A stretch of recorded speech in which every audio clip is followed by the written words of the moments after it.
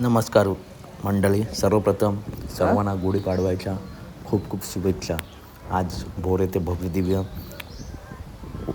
दिव्य मैदान मित्रांनो संपन्न झालं. या मैदानात रती महारथी टॉपच्या नंदी मित्रांनो दाखल झाले आहेत. आजच्या मैदानामध्ये भोरच्या मैदानामध्ये गट क्रमांक 8मध्ये मांदेरकरांचं वादळ मित्रांनो आज आपल्याला पळताना दिसला.